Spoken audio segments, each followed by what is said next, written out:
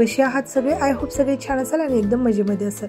तांब्यामध्ये पाण्यात नारळ ठेवलेलं, त्याला इतकं मोठं झालेलं आहे ते झाड, आणि आता उन्हाळ्यामुळे ना गुलाबाच्या झाडाची पण पानं गळायला लागलेली आहे त्याला। तर इथे मी आलेली आहे किचनमध्ये, आणि इथे किचन सगळं साफ क्लीन असं किचन आहे माझं। तर आता मी स्वयंपाकासाठी, दुपारच्या स्वयंपाकासाठी मी घेतलेलं आहे इथे काढून सामान, कारण सकाळची कामं झालेली आहेत, सकाळचा नाश्ता झाला आहे, सगळी कामं झालेली आहेत, कपडे भांडे आणि लादी पोछा वगैरे हे सगळं झालेलं आहे। आणि संडेचा दिवस आहे, सगळे घरीच आहेत, मुलांना मिस्टरांना सुट्टी आहे। तर आता इथे दुपारी, आजच्या रविवारी काही नॉनव्हेजचा बेत नाही आहे, तर आज इथे बनवायचं आहे दुपारच्या जेवणामध्ये मला पनीरची भाजी। तर इथे मी पनीरच्या भाजीची तयारी करत आहे। तर इकडे मी दूध ठेवलेलं आहे तापायला, रात्रीचं होतं ते, सकाळचा चहा वगैरे झाला, आणि जे सकाळी दूध आलेलं होतं ते मी आता गरम करायला ठेवलेली आहे। दूध चांगलं तापून ना जास्त वेळ ठेवलं, जास्त वेळ कमी गॅसवरती दूध तापवलं की छान अशी साय येते दुधाला, आणि दूध मी 2 ते 3 वेळा गरम करत असते, म्हणजे भरपूर साय येते। आणि मग आपण थोडंसं कोमट झालं की मग फ्रीजमध्ये ठेवायचं, आणि शक्यतो जास्त वेळ कमी गॅसवरती मी त्याला असं तापू देत राहते, म्हणजे दाटसर अशी छान अशी साय येते दुधाला। तर इथे आता आम्ही सगळ्यात आधी कुकरला भात लावून घेत आहे, आणि त्यानंतर मी चपात्या आणि पनीरची भाजी बनवणार आहे। तर मी इकडे दूध ठेवलेलं आहे कमी गॅसवरती, आणि इकडे कुकरला भात लावून घेतलेला आहे।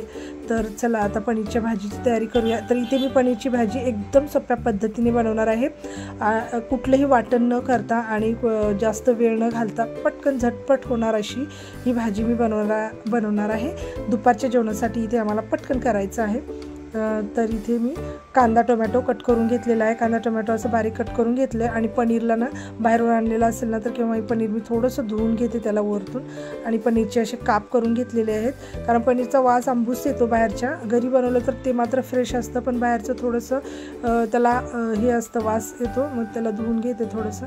तर इथे कढईमध्ये तेल टाकलं आहे, आणि पनीर थोडंसं फ्राय करून घ्यायचं 1 मिनिटभर, तर जास्त पण नाही करायचं, मग ते जास्तच रबरसारखं असं कचकच लागतं। तर पनीर फ्राय करून झालं आहे, त्याच कढईमध्ये त्याच तेलात थोडंसं अजून तेल ॲड केलं, थोडंसं जास्त तेल टाकते मी पनीरच्या भाजीला। तर इथे मला झटपट भाजी बनवायची आहे पनीरची, आणि मी कुठले वाटण मिक्सर काढत वगैरे बसणार नाही, तर तशी सिंपल करणार आहे। त्यामुळे तुम्ही रेसिपी पूर्ण शेवटपर्यंत बघा, आणि आवडल्यास प्लीज लाईक करा, आणि चॅनलवर नवीन असाल तर चॅनलला सबस्क्राईबसुद्धा नक्की करा।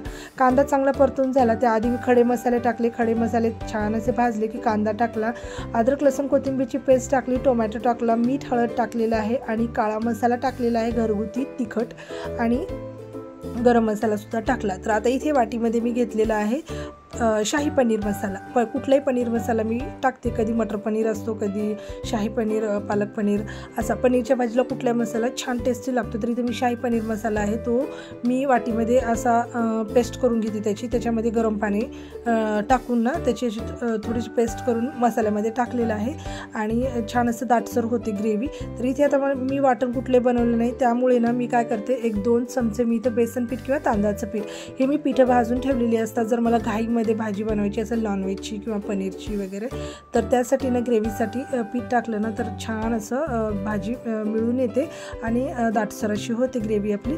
तर इथे आणि ग्रेव्हीसाठी ना केव्हाही गरम पाणीच टाकायचं, म्हणजे ग्रेव्ही आपली टेस्टी होते, किंवा नाही तर थंड पाणी टाकलं ना ग्रेव्हीला तर पांचट अशी भाजी होती, जास्त तितकी टेस्ट लागणार नाही जितकं आपण गरम पाणी टाकल्यानंतर लागते। तर इथं पनीर टाकलं सगळं मसाल्यामध्ये, आणि छान असं मिक्स करून घेतलं, आणि त्यानंतर गरम पाणी टाकलेलं आहे। तर इथे गरम पाणी ग्रेव्हीसाठी टाकलं, झाकण ठेवलं, छान अशी भाजी उकळू द्यायची आहे।